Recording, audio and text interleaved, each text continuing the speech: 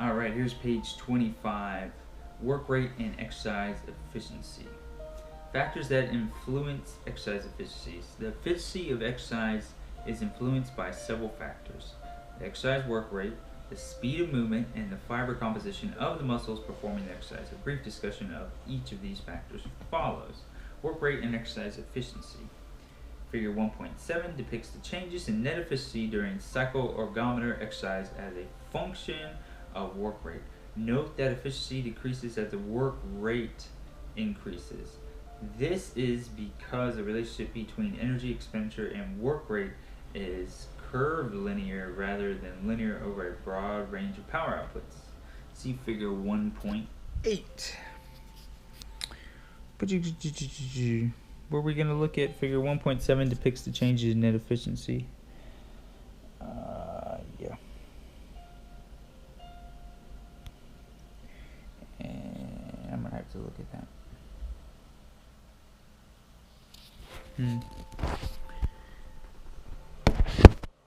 Alright, so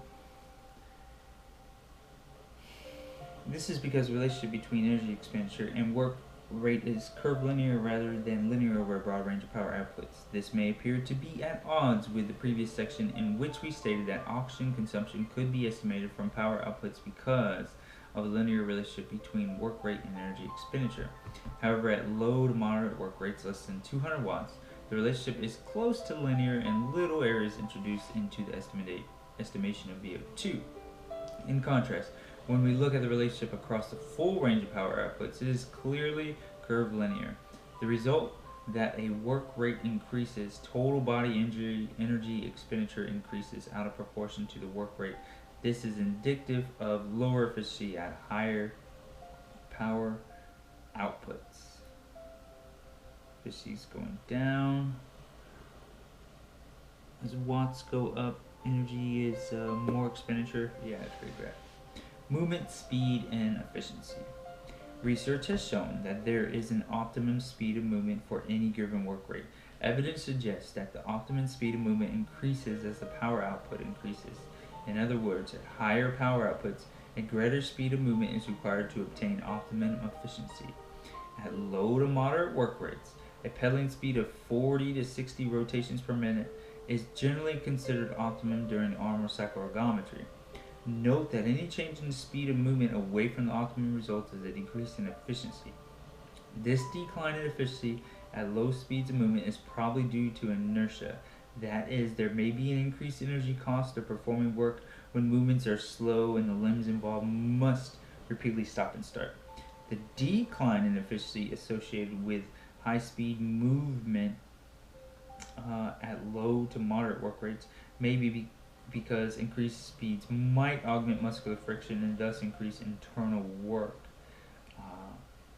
Big one is cadence on a bike, RPMs on a bike. Find out where you're most efficient. If you're not super strong, like really strong lower body, legs, maybe go a higher cadence, maybe in the 90s, close to 100. But if you're pretty strong, yeah, you can mash it a little bit lower in the high 70s, 80s. But find what is most efficient. Fiber type and efficiency. We're going to go into that. People differ in their net efficiency during cycle-ergometer exercise. Why? Recent evidence suggests that subjects with a high percentage of slow muscle fibers display a higher exercise efficiency compared with a high percentage of slow twitch muscle fibers display a higher exercise efficiency compared to subjects with a high percentage of fast twitch muscles. The physiological explanation for this observation is that slow muscle fibers are more efficient than fast fibers. This is, slow muscle fibers require less ATP per unit of work performed compared to fast fibers. It is clear that higher efficiency is associated with improved performance. In summary, net efficiency is defined as the mathematical ratio of work performed divided by the energy expenditure above rest, and is expressed as a percentage. Percentage of net efficiency equals work output over energy expenditure. Go ahead and times that by 1,000, 100, 1,000,000, 100.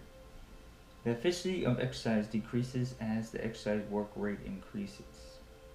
This occurs because the relationship between work rate and energy expenditure is curvilinear. To achieve maximal efficiency at any work rate, there is an optimal speed of movement. Exercise efficiency is greater in subjects who possess high percentage of slow muscle fibers compared to subjects with a high percentage of fast fibers. This occurs because slow muscle fibers are more efficient than fast fibers. We'll hold off there. That finished on page 26. See ya.